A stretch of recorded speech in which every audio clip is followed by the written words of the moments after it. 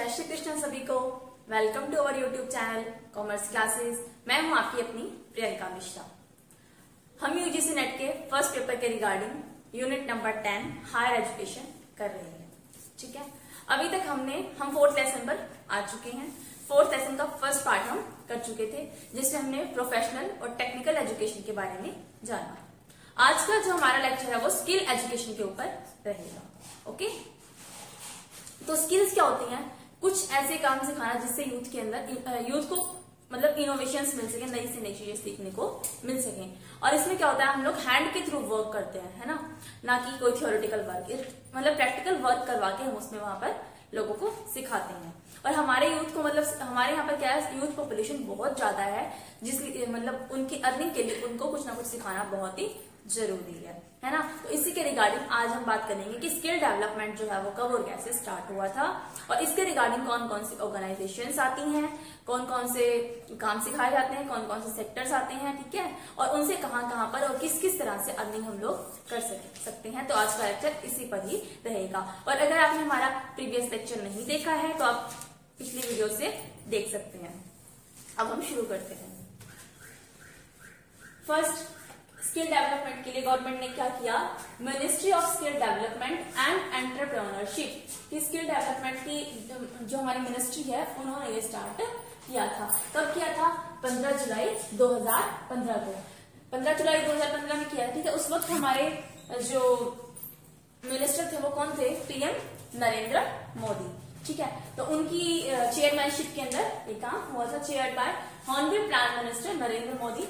नरेंद्र मोदी जी थे। And ministry of skill development and entrepreneurship, और जो हमारी मिनिस्ट्री थी स्किल डेवलपमेंट के रिगार्डिंग, यानी जॉब्स वगैरह के रिगार्डिंग या टेक्निकल वर्क के रिगार्डिंग, और एंटरप्रेन्योरशिप यानी कि उद्यमिता, मतलब काम सिखाना और उसके लिए कुछ पैसे देना ताकि रोजगार का सेटअप किया जा सके। तो उस वक्त कौन थे उसके मंत्री? श्री अनंत कुमार हेगड़े। अनंत कुमार हेगड़े जो थे उन्होंने इसको मतलब अनंत कुमार हेगड़े एमएसडी क्या है? मिनिस्ट्री ऑफ स्किल डेवलपमेंट, ठीक है, एंड एंटरप्रेन्योरशिप। तो एमएसडी और एमएसडी और प्राइम मिनिस्टर दोनों, एमएसडी की जो मिनिस्टर है और प्राइम मिनिस्टर, इन दोनों ने मिलकर के स्किल डेवलपमेंट की शुरुआत की थी। कब की थी? 15 जुलाई 2015 को। ठीक है, एमएसडी ने किस पर फोकस किया था?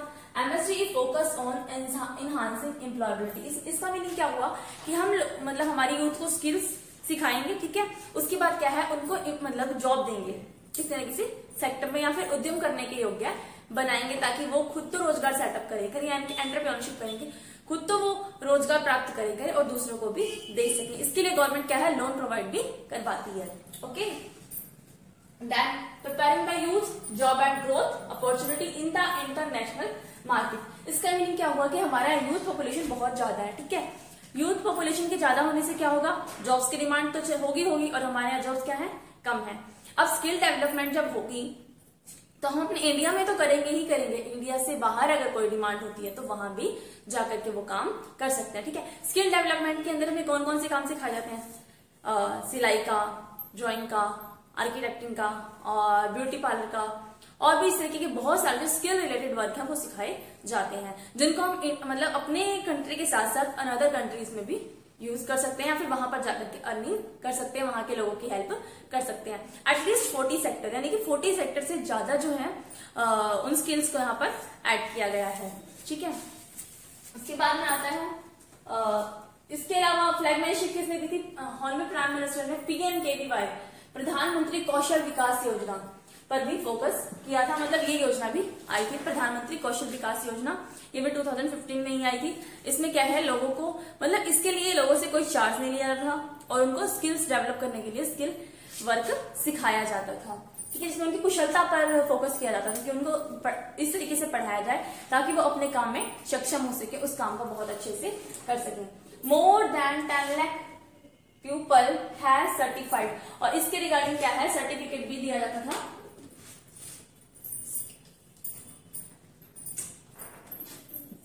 ये कोर्स जो है टाइम पीरियड के अंदर फिक्स होता था। ठीक है, और उसके बाद में क्या है, उस वर्क को सीखने के बाद में एक एग्जाम होता है और उसका सर्टिफिकेट प्रोवाइड करवाया जाता है, यानी कि आपने इस कोर्स को किया हुआ है। ये किसके थ्रू होता था? PMKVY के थ्रू। इसके अलावा एमएसडी ने और भी स्कीम्स को इंट्रोड्यूस किया। वो कौन कौन सी स्कीम थी? एक तो आईटीआई। आईटीआई में क्या है, पहले सिर्फ गवर्नमेंट आईटीआई होती थी, ठीक है, इंडस्ट्रियल ट्रेनिंग इंस्टीट्यूट। तो उसमें क्या है, उस टाइम पर सिर्फ और सिर्फ गवर्नमेंट ट्रेनिंग इंस्टीट्यूट होते, लेकिन अब क्या है, पब्लिक और प्राइवेट दोनों को मिक्सअप किया गया और स्किल डेवलपमेंट के जो है कुछ कोर्सेज को उसमें डाला गया है। ओके, फिर आता है पीएम युवा, प्रधानमंत्री युवा योजना चलाई गई, जिसके तहत बच्चों को रोजगार प्रदान किया जाता है। ओके, देन मुद्रा योजना। मुद्रा योजना में क्या है, आपको स्किल सिखाई जाएंगी, ठीक है, उसके बाद आपको सर्टिफिकेट प्रोवाइड करवाया जाएगा। अगर आप उस चीज का बिजनेस करना चाहते हो, जो भी स्किल सीखी है उसके रिगार्डिंग कोई बिजनेस या फिर कोई भी काम या कोई रोजगार शुरू करना चाहते हो, तो आपको क्या है, लोन प्रोवाइड करवाया जाएगा और उस लोन पे इंटरेस्ट बहुत ही कम रेंज पर लगेगा या फिर नहीं लगेगा, ठीक है। उसके बाद आता है NAPS scheme, national apprenticeship promotional scheme. इसके अंदर क्या है, आप कोई भी चीज सीखते हैं ना, लाइक आईटीआई से या फिर PMKY सेंटर से, तो उसके बाद में क्या है, वो अप्रेंटिस की जॉब आपको दिलवाएंगे। अप्रेंटिस यानी कि 1 ईयर का जॉब का फॉर्मेट भी होगा, जिसमें आपको मतलब उस वर्क को करना पड़ेगा। उसके बाद आपको एक सर्टिफिकेट और दी जाएगा, जो कि अप्रेंटिसशिप का सर्टिफिकेट होगा, ठीक है। यानी कि आपने कुछ टाइम काम किया और उसका एक्सपीरियंस आपको मिला हुआ है, ऐसा माना जाएगा। ओके, और ये अप्रेंटिसशिप भी 1 ईयर या फिर 3 ईयर की हो सकती है, ठीक है। Rule India allocate business rule number 1961, मतलब जो इसका एक्ट रहा है वो 1961 रहा है, किसका, NAPS का, ठीक है। तो इसमें क्या कौन कौन से पॉइंट आते हैं, मतलब क्या क्या सिखाया जाएगा उसके according, coordinate with skill development programme, fill gap of demand supply of skilled person. इनका मेन क्या काम था कि स्किल डेवलपमेंट क्रिएट करना, और जो डिमांड है हमारे यहाँ स्किल्स की और उसकी जो सप्लाई है जो कि बहुत कम थी, तो उनके बीच का जो गैप है उसको भरने का काम किसका था, इस एक्ट के थ्रू किया गया, जब हमने NAPS को बनाया, ठीक है। उसके बाद mapping of existing skill, map करना कि पहले क्या था अब क्या है। Extension of youth entrepreneur education, extension करना यूथ की एजुकेशन के regarding. Role of coordination relating to skill development, जो हमारी स्किल डेवलपमेंट के काम है उसके साथ में हमारा कोऑर्डिनेशन कितना है। नेक्स्ट, डूइंग मार्केट रिसर्च, कि मार्केट की रिसर्च के अकॉर्डिंग कौन कौन से जो ट्रेनिंग सेंटर्स हैं वो हैं। इंडस्ट्रियल इंस्टीट्यूशन लिंकेज, इंडस्ट्री के जो इंस्टीट्यूट्स हैं उनसे लिंक करके चलना। ब्रिंगिंग पब्लिक प्राइवेट पार्टनरशिप, इसके अंदर क्या होता है कि हमने मतलब गवर्नमेंट का रोल तो है ही है, साथ साथ क्या है, जो प्राइवेट लोग हैं वो भी आए, अपना पैसा इसमें लगाएं, ठीक है, ताकि लोगों को एजुकेशन भी मिल सके और रोजगार भी मिल सके।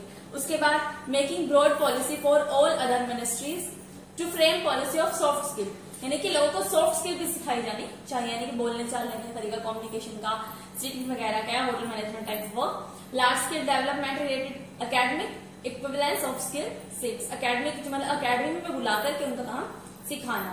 Work relating to industrial training institute, जो काम इंडस्ट्रियल ट्रेनिंग इंस्टीट्यूट में हो सके वो भी सिखाना, या वो कहते हैं ना कॉलेज में वर्कशॉप वगैरह लगती है तो उसके रिगार्डिंग, ठीक है। National skill development trust, national skill development agencies को ओपन किया गया। Skilling for entrepreneurship development for science and technology, Indian institute of entrepreneurship Guwahati. तो ये सभी चीजें कहां से, रूल नंबर 1961 के अकॉर्डिंग आई हैं। अब हम देखते हैं कि स्किल्स को डेवलप करने के लिए कौन कौन से ऑर्गेनाइजेशंस को ओपन किया गया और किसके अंडर किया गया, ठीक है। तो फर्स्ट हमारा ऑर्गेनाइजेशन क्या, DGT, क्या फुल फॉर्म लगे, डायरेक्टर जनरल ऑफ ट्रेनिंग, यानी कि जो स्किल्स प्रोवाइड करवाई जा रही है वहां पर एक लिमिट टाइम के अंदर ट्रेनिंग मिलती है। वो ट्रेनिंग 1 ईयर की हो सकती है, 2 ईयर की हो सकती है और 3 ईयर की, मतलब शॉर्ट टाइम नहीं है, 1 ईयर, 2 ईयर या 3 ईयर्स की होगी, ठीक है। डायरेक्ट जनरल ऑफ ट्रेनिंग, जहां पर हमें इस टाइम तक ट्रेनिंग मिलेगी, उसके बाद हमारा एग्जाम होगा। तो इसके अंदर क्या क्या आता है हमारा, ITI का, ITI, ATI, RTI। ITI industrial training institute इन स्टेट, ATI क्या है, एडवांस ट्रेनिंग इंस्टीट्यूट, और RVTI क्या है, रीजनल वोकेशनल ट्रेनिंग इंस्टीट्यूट, जहां पर हमें वोकेशनल एजुकेशन सिखाई जाती है वो है RVTI, ठीक है। और यहाँ पे क्या है, एडवांस ट्रेनिंग, यानी कि जो टेक्नोलॉजी अभी है उससे एडवांस चलना, तो क्या है ATI में। फिर आता है play a vital role in economic growth including man power. हमारे यहाँ क्या प्रॉब्लम थी, स्किल प्रॉब्लम थी, है ना, कि लोगों की डिमांड तो बहुत ज्यादा थी, मतलब मैन वर्क की, लेकिन हमारे पास मैन वर्क था ही, जब उन्हें आएगा नहीं तो वो करेंगे कहाँ से, इसीलिए स्किल डेवलपमेंट प्रोग्राम चलाए गए। तो क्या हुआ, इनका जो है वो वाइटल रोल रहा है किस चीज में, ग्रोथ करने में मैन पावर के अंदर। आईटीआई कौन अफिलेट करता है, एनसीबीटी। ओके, आईटीआई को अफिलेटेड करने के लिए एनसीबीटी है, यानी कि नेशनल लेवल पर जो है। Next, DGT operational amended bye apprenticeship act 1961। DGT को किससे वो किया गया, अमेंडमेंट किए, 1961 में जरूर था ना, उसके रिगार्डिंग बाद में क्या आया, डीजीटी आया। ठीक है, डीजीटी स्कीम आई। और उसके बाद में हमारा आता है, हाँ, एनसीबीटी क्या है, national council for vocational training. National council for vocational training national level पे होती है। इसका दिया हुआ सर्टिफिकेट जो है, मतलब इसे जो मान्यता प्राप्त है वो ऑल ओवर इंडिया में चलती है। एक होती है एससीबीटी जो स्टेट लेवल की होती है, state level vocational training centre. ठीक है, तो अगर स्टेट लेवल पे है तो वो उसी स्टेट के अंदर चलेगा, बट अगर नेशनल लेवल पे है तो वो ऑल ओवर इंडिया में चलेगा। जैसे कि अगर हम सीबीएसई की बात करें तो सीबीएसई बोर्ड क्या पूरे इंडिया के लिए सेंट्रल बोर्ड है, बट अगर हम किसी स्टेट के लाइक हरियाणा बोर्ड या फिर पंजाब बोर्ड की बात करें तो वो स्पेसिफिक स्टेट के रिगार्डिंग है। इसी तरह एनसीबीटी से ही एफिलेटेड होते हैं जो डीजीटी होते हैं, जैसे आईटीआई वगैरह है या फिर एटीआई है या फिर आरबीटीआई है। फिर आता है हमारा NSDA, national skill development agency. Full form क्या है, नेशनल स्किल डेवलपमेंट एजेंसी। इसमें भी क्या स्किल्स को डेवलप किया जा रहा है। Registered as society registration act 1860। किसके अंदर रजिस्टर्ड है, सोसाइटी एक्ट 1860 के अंदर। It is a part of MSDE. किसका पार्ट है, एमएसडीई का। ठीक है, एनएसडीई का पार्ट है, जो एनएसडीई है वो इसका पार्ट है एमएसडीई का। इसके अंदर भी क्या हो रहा है, वही स्किल रिलेटेड प्रोग्राम करवाए जाते हैं, फ्री ऑफ कॉस्ट करवाए जाते हैं। एक शॉर्ट टाइम पीरियड की रिगार्डिंग, यानी कि 40 डेज 50 डेज की होते हैं, कुछ आवर्स के अकॉर्डिंग डिस्ट्रीब्यूटेड होते हैं। फिर आता है फंक्शंस क्या है जो गैजेट में दिए गए हैं एनएसडीई के regarding. Take all possible step to make skilling target, यानी कि जो हमने टारगेट रखा है कि हमें इतने टाइम के अंदर स्किल्ड पर्सन करने हैं, तो उस टारगेट को मीट करने तक के जितने भी स्टेप्स होते हैं वो ये फॉलो करते हैं। नेक्स्ट, एंकर द एनएस क्या हुआ, टू इंश्योर द क्वालिटी। मतलब जो भी चीज हम लोगों को सिखा रहे हैं वो क्वालिटेटिव है या सिर्फ सिखाने के रिगार्डिंग है, मतलब हमें उनको क्वालिटी एजुकेशन प्रोवाइड करनी है। नेक्स्ट, टू रेगुलेट और कंट्रोलर। इसका मतलब क्या है, जो उस मतलब स्किल डेवलपमेंट एजेंसी को चलाने वाला कंट्रोलर कौन है। ठीक है, उसके बाद वो किस तरीके से कंट्रोल कर रहा है, उसके बाद जो एग्जाम वगैरह है वो कौन ले रहा है, किस तरीके से एग्जाम लिए जा रहे हैं वो देखा जाएगा। टू इवेल्युएट स्किल, स्किल को इवेल्युएट करने के लिए क्या होता है, एग्जाम होता है, और उसके बाद में उनको डिग्री या डिप्लोमा जो भी है वो प्रोवाइड करवाए जाते हैं। ओके, फिर आता है हमारा एक्टिविटीज, इवेल्युएशन होता है एग्जिस्टिंग स्किल डेवलपमेंट, मतलब पहले इंसान को कितना आता था और अब कितना आता है। क्रिएट एंड मेंटेन और नेशनल डाटाबेस, क्रिएट करके रखना, मेंटेन करके रखना, एक डाटाबेस करना पड़ता है, जिसमें कि हम ये देखते हैं LMIS यानी कि लेबर मार्केट इंफॉर्मेशन सिस्टम के अकॉर्डिंग कितने लोग जॉब रोल के अंदर इंक्लूड हुए हैं इन स्किल्स को सीखने के बाद। LMIS के अंदर ये चीज चेक की जाती है, लेबर मार्केट इंफॉर्मेशन सिस्टम के अकॉर्डिंग कि कितने बंदों को हमने स्किल रिलेटेड प्रोग्राम जो है मतलब स्किल रिलेटेड वर्क सिखाया है, और उसके बाद में कितने लोग इस जॉब रोल के अंदर इंक्लूड हुए हैं। ठीक है, उसके बाद आता है take affirmative action for advocacy. उसके बाद में अगर मान लो कोई चीज गलत लगती है या तो उसके लिए अफर्मेटिव एक्शंस लिए जाते हैं। इंश्योर किया जाएगा स्किलिंग को, डिसएडवांटेज कोई है तो उसे हटाया जाएगा। ठीक है, जो SC ST OBC वगैरह की है, माइनॉरिटी उसके अकॉर्डिंग है, उनका भी ध्यान रखा जाता है। फिर एक्टिविटी कौन कौन सी अंडरटेक की गई है NSDA के द्वारा, rationalisation of skill development skill. सबसे बड़ी बात क्या है, स्किल डेवलपमेंट स्किल को रैशनलाइज किया गया। ओके, फिर creation of integrated labour market information system. इसके अंदर क्या है, जो जिन लोगों ने यहाँ से स्किल सीखी है, ठीक है, वो अलग अलग डिपार्टमेंट के थे। 40 सेक्टर्स मैंने बताया आपको, उससे भी ज्यादा होते हैं। ठीक है, हर डिपार्टमेंट में जितने भी मेंबर्स हैं ना, उनको इसके अंदर रजिस्टर किया जाएगा। फिर उन सभी का इंटीग्रेटेड यानी कि ये देखा जाएगा कि उनकी इन्फॉर्मेशन के रिगार्डिंग उनमें से कितने लोग लगे हैं और कितने लोग नहीं लगे हैं, और लगे हैं तो किस बेस पर लगे, कितने आवर्स वर्किंग के रिगार्डिंग है, कितनी सैलरी उनको मिल रही है, किस तरीके से उनका सेटअप हो रहा है। फिर आता है एंगेजमेंट विद स्टेट्स। इसके अंदर क्या होता है, हम ये देखते हैं कि जिस स्कीम में हमारा स्टेट है, क्या अदर स्टेट्स जो है वो इस स्कीम से रिलेटेड है। ठीक है। अगर नहीं है तो वहां पर हम अपने सेंटर्स को ले जाते हैं, और वहां पर कुछ नया है तो हम वहां के अपने यहाँ पे ले आते हैं। तो एंगेजमेंट विद स्टेट्स, यानी कि डिफरेंट स्टेट के साथ में हम लोग एंगेजमेंट होकर के चलते हैं। फिर आता है स्किल इनोवेशन इनिशिएटिव। इसमें क्या है, जो लोग सीखने के लिए आ रहे हैं उनको कुछ ना कुछ मतलब इनिशिएट किया जा रहा है कि आप सीखिए, तो इसके रिगार्डिंग उनको कई बार तो पैसे भी दिए जाते हैं, ठीक है, और लोन प्रोवाइड करने की कंफर्मेशन दी जाती है। उसके अलावा जॉब दिलवाने की भी कंफर्मेशन दी जाती है, ताकि वो लोग आए और हमसे सीखें या हमारे साथ काम करना चाहें, ठीक है। तो स्किल इनोवेशन के अंदर यही होता है। देखिए, a committee has been set up under the skill innovation initiative house under the NSD, की एनएसडी है जो है नेशनल स्किल डेवलपमेंट एसोसिएशन, वो इसको करती है, ठीक है। और उसके अंदर क्या होता है, innovative ideas, concept, practice, skill development, मतलब उनके अंदर आइडिया लाने की क्षमता, कंसेप्ट, हर चीज को क्लियर कट किया जाता है इसके अंदर स्किल इनोवेशन इनिशिएटिव के अंदर, ताकि वो लोग उनकी क्षमता जो है वो बढ़ सके। ओके, तो ये कौन करता है, एनएसडीए करता है, नेशनल स्किल डेवलपमेंट एसोसिएशन। उसके बाद आता है NSDC, national skill development corporation, ठीक है। इसके अंदर क्या होता है, कॉर्पोरेशन में एनएसडीसी के अंदर जो है सेटअप किया, किस बेस पर सेटअप किया गया है इसको, काइंड ऑफ ट्रिपल पी क्या है, पब्लिक प्राइवेट पार्टनरशिप, जहां पे गवर्नमेंट का रोल भी हो और प्राइवेट लोगों का भी हो, किसके लिए, पब्लिक के लिए, ठीक है। तो सेटअप किस बेस पर हुआ, पब्लिक प्राइवेट पार्टनरशिप के ऊपर नेशनल स्किल डेवलपमेंट कॉर्पोरेशन। ये यूनिक मॉडल है किस चीज का, well done thought of underline philosophy, यानी कि किसी पर्सन ने फिलोसफी लगा करके मतलब इस मॉडल को बनाया, जिसमें उसने ये देखा कि हम 3 पिलर्स को सेट करके चलेंगे। 3 पिलर्स कौन कौन से, क्रिएट, सबसे पहले लोगों को बनाएंगे कैसे, जैसे कि कोई भी पर्सन है, हमने उसको बुलाया, उसको स्किल सिखाई कुछ टाइम तक, जब उसको अच्छे से आ गई फिर क्या हुआ, हमने उन्हें फंड प्रोवाइड करवाने की बात की कि अगर आपको कुछ सेटअप करना है तो आपको हम फंड्स प्रोवाइड करवाएंगे, उसके बाद आप में सेटअप कीजिए। देन इनेबल, जब उसका जॉब रोल स्टार्ट हुआ तो उसके साथ में हम लोग भी एंगेज हुए, ठीक है। तो इस तरीके से क्या हुआ, हमारे यहाँ पर उस पर्सन की ग्रोथ हुई है, उसके बाद में उसने क्या किया, बाकी लोगों को भी ग्रो करने में हेल्प की है हमारी, है ना। तो यही 3 पिलर्स दिए गए, कौन कौन से, क्रिएट, फंड, इनेबल के। मेन ऑब्जेक्टिव क्या रहे हैं एनएसडीसी के, अपग्रेड स्किल क्या है, किसी पर्सन की स्किल्स को बढ़ाना, उसके अंदर नए नए विचार वगैरह लेके आना। Next, support to private sector market, support to private sector कैसे, पब्लिक प्राइवेट पार्टनरशिप है, तो इसमें क्या हुआ, जो प्राइवेट सेक्टर है उनको भी सपोर्ट किया गया है, ताकि लोग सिर्फ गवर्नमेंट की ओर ना भागे, प्राइवेट की तरफ भी, प्राइवेट सेक्टर्स की ओर भी जाएं, और जो हमारे यहाँ पर वर्किंग सेक्टर्स है वो भी बढ़े इसके रिगार्डिंग, ठीक है।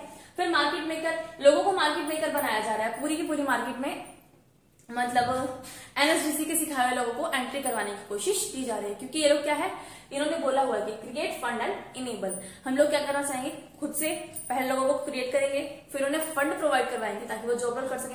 अब जब बहुत सारे लोगों को फंड प्रोवाइड करवाए जाएंगे तो वो लोग काम भी करेंगे, और उससे क्या होगा, एक मार्केट बन जाएगी, तो हम मार्केट मेकर बन गए। ओके, देन आता है पार्टनरशिप, यानी कि एनएसडीसी के साथ में किस किस की पार्टनरशिप है। तो पहली बात प्राइवेट सेक्टर्स की, इसमें प्राइवेट सेक्टर्स का भी जो रोल है वो रहता ही रहता है। नेक्स्ट, इंटरनेशनल एंगेजमेंट, क्योंकि जो स्किल्स हैं वो हमारे देश के, हमारे कंट्री के अलावा अनदर कंट्रीज में भी जरूरत पड़ती है।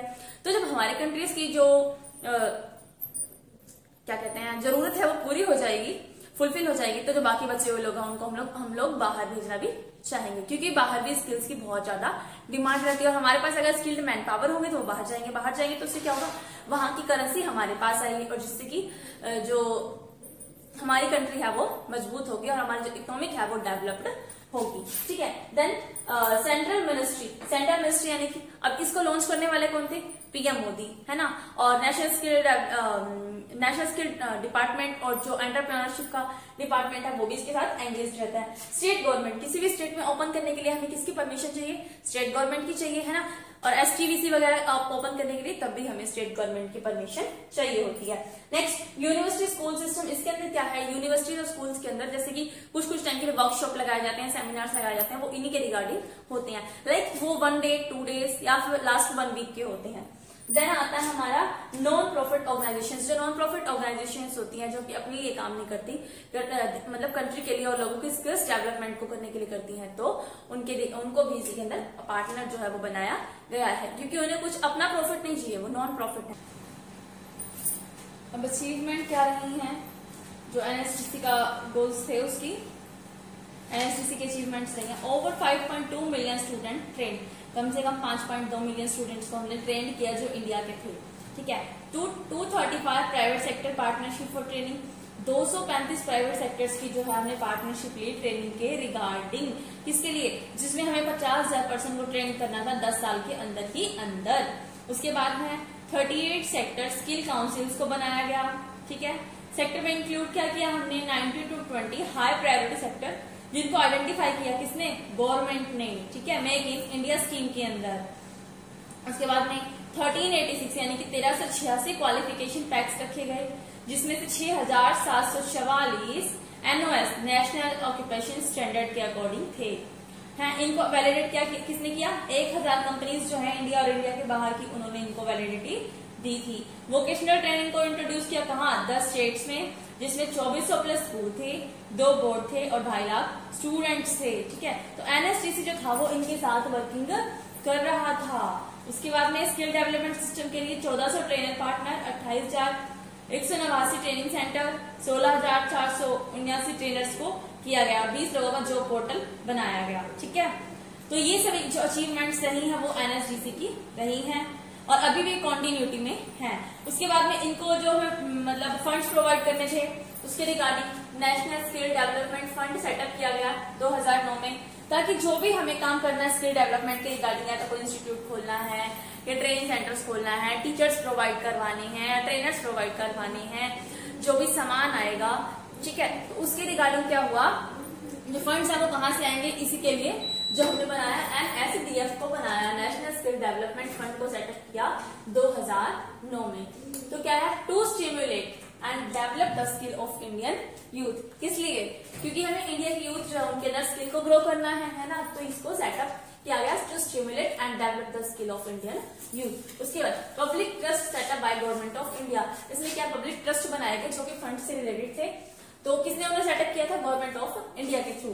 Fund is operate and manage by board of trustee, जो फंड्स आते थे तो उनको मैनेज कौन करता था, वहां का जो बोर्ड ऑफ ट्रस्टी है उसको बनाया गया था फंड्स को मैनेज करने के लिए, यानी कि रखने के लिए, उनका लेन देन करने के लिए, तो वो इसको ऑपरेट करता था। और जो चीफ एग्जीक्यूटिव था वहां का, उसकी रिस्पॉन्सिबिलिटी क्या थी, डे टू डे ट्रांजेक्शन की, कि पर डे कितने पैसे आ रहे हैं, कितने पैसे जा रहे हैं, किस काम में लग रहे हैं, हर टाइप के ट्रांजेक्शन को रिटर्न डाउन करने की जो ड्यूटी थी वो सीईओ की थी। अच्छा, तो ये उसके बाद में क्या है, 31 मार्च 2015 के आते क्या हुआ, एनएसडीएफ ने 2,333 करोड़ रुपए निकाल रखे थे, मतलब फंड के तौर पर, किसके लिए, उड़ान एंड स्टार स्कीम के रिगार्डिंग, ठीक है। जो स्टार स्कीम गवर्नमेंट ओपन करने वाली है और उड़ान स्कीम उसके रिगार्डिंग उन्होंने 2,333 करोड़ रुपए निकाले थे 31 मार्च 2015 से 15 तक, ठीक है। तो ये सब रोल रहा। उसके बाद में उड़ान स्कीम के तहत क्या खोला गया, 160 पार्टनर्स रहे हैं जो अलग अलग जगह से थे, मतलब अलग अलग सेक्टर्स के थे, तो 160 पार्टनर रहे, 1722 सेंटर्स खोले गए,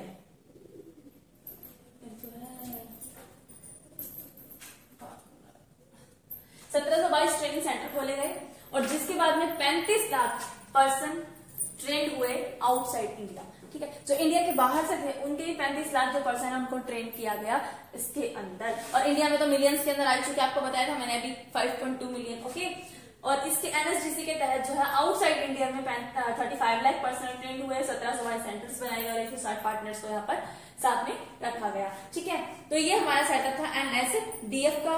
इसके अंदर क्या, account of the trust are subject to CAG audit, account को ऑडिट कौन करता है, सीएजी, और उसके अलावा चार्टर्ड अकाउंटेंट जो है फाइनेंशियल ईयर में एक बार करता है, जो कि गवर्नमेंट ऑफ इंडिया अपॉइंट करती है। कौन करती है, गवर्नमेंट ऑफ इंडिया, जिस ऑडिटर को अपॉइंट करेगी वो इनके ट्रस्ट के अकाउंट्स को ऑडिट करता है। The trust has against IL&FS trust company limited, इसका नाम क्या रखा गया, IL&FS ट्रस्ट कंपनी रखा गया। ये बहुत ज्यादा लार्जेस्ट कॉर्पोरेट ट्रस्ट है इंडिया का, इंडिया का सबसे बड़ा ट्रस्ट माना गया है इसको, for providing micro prudential oversight of implementing partner and monitoring the interest of trust. इनका काम क्या है, मतलब कि उन पर ध्यान रखना जो पार्टनर बने हैं इस काम के लिए उनके ऊपर, ठीक है। उसके बाद हमारा आता है IIE, Indian institute of entrepreneurship, उद्यमशीलता की रिगार्डिंग, मतलब कि लोगों को उद्यमी बनाने के रिगार्डिंग इंडिया में जो इंस्टीट्यूट्स खोले गए एंटरप्रेन्योरशिप के, तो उसके रिगार्डिंग सेटअप कब हुआ 1993 में, कहा हुआ गुवाहाटी में, ठीक है। और स्टार्ट कब हुआ 1994 में। ये मेन बात है क्या थी, जैसे इंडिया की बाकी स्टेट्स में लोग काम करना चाहते थे, लेकिन जिनको हम बोलते हैं सेवन सिस्टर, जो कि पिछड़े इलाके माने गए एक तरीके से, हालांकि वहां पर नेचर का तो बहुत प्यारा रूप देखने को मिलता है, बट वहां पर जो स्किल डेवलपमेंट है वो बिल्कुल भी नहीं है ना। तो लोग अभी भी वहां पर पिछड़े हुए हैं। तो उन एरियाज को बढ़ावा देने के लिए वहां के लोगों ने खुद सेटअप किया इसका IIE, Indian institute of entrepreneurship का गवर्नमेंट की हेल्प से सेटअप हुआ 1993 में, बट स्टार्टिंग कब हुई 1994 में। ओके, कहा गुवाहाटी में स्टार्टअप हुआ था।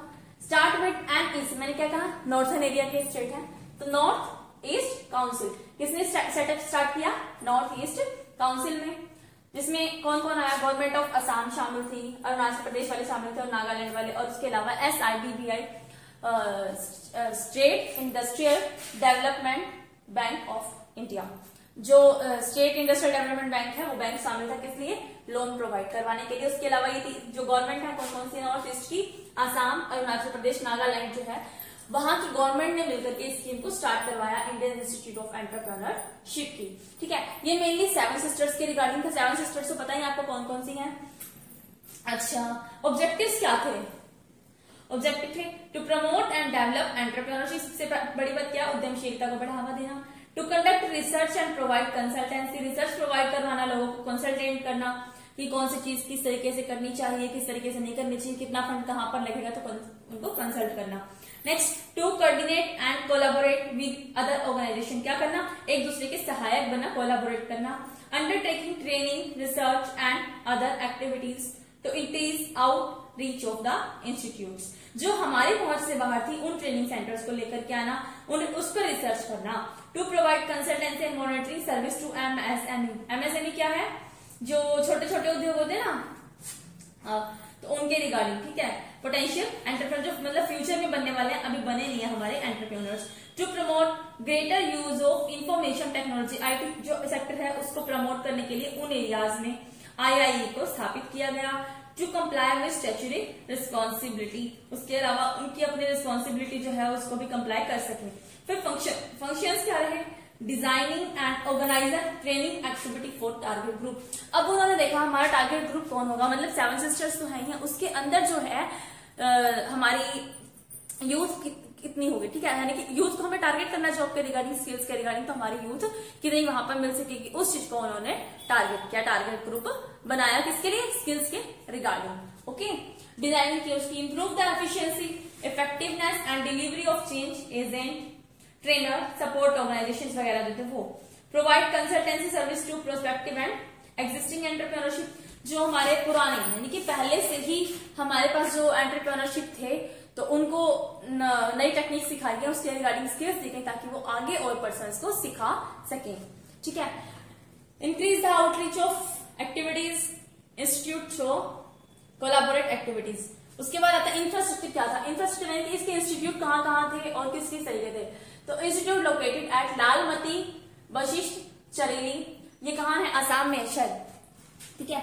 तो वशिष्ठ चरेली के अंदर गुवाहाटी में, सॉरी, लालमती वशिष्ठ चरेली गुवाहाटी के अंदर है, वहां पर इसका पहला इंस्टीट्यूट जो है वो सेटअप किया गया, जहां पर लाइब्रेरी थी, डॉक्यूमेंट सेंटर थे।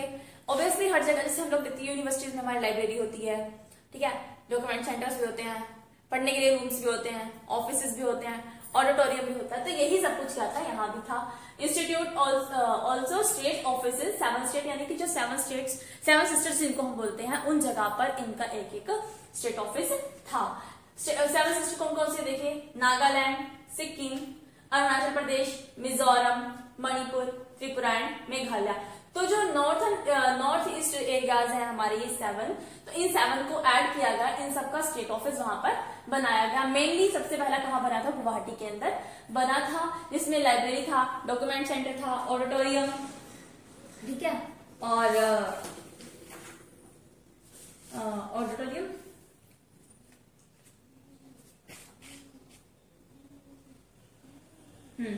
और उसके अलावा 42 जो फुल्ली फर्निश्ड रूम थे वहां पर, ठीक है, इस काम को करने के लिए। उसके अलावा यहाँ पर मेजर एक्टिविटीज कौन कौन सी होती है।